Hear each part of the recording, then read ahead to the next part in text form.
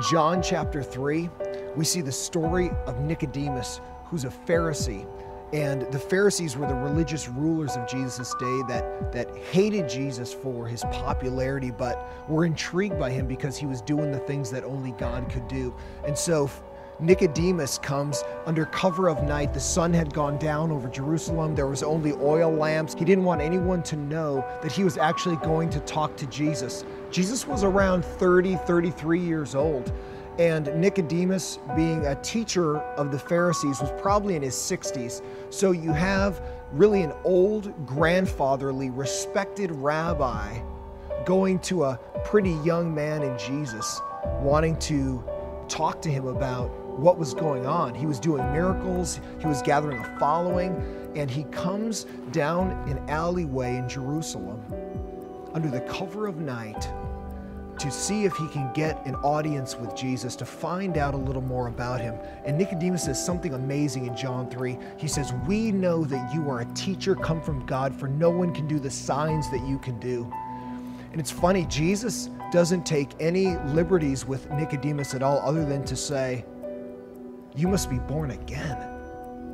And Nicodemus couldn't understand what Jesus was talking about, because here was a teacher of the law coming to find out some information from Jesus, but Jesus actually gives him a lesson in theology that you actually had to become born again to serve God. It wasn't about the exterior, it wasn't about religion, it was actually about relationship. But yet that's always what God had taught, even in the Old Testament, was to love the Lord your God with all your heart, soul, mind, and strength. And so even in the Old Testament, it wasn't just about rules and rituals, it was still about a relationship. And so now we see in the New Testament that God himself has come in the flesh through Jesus and is actually showing what God is like as a human. And when Jesus says you must be born again, he meant born from above, born from spiritually inside you, not to be mistaken for just being born physically like Nicodemus thought he was, but actually born spiritually inside. So as Nicodemus had made his way all the way down the dark hallway, imagine him coming to where Jesus' door was and turning the corner, not knowing what to expect, and then all of a sudden getting a lesson in theology. The interesting thing is that he left that day a follower of Jesus, but secretly, because he was afraid of losing his position with the Sanhedrin, which was the ruling religious leaders of Jerusalem.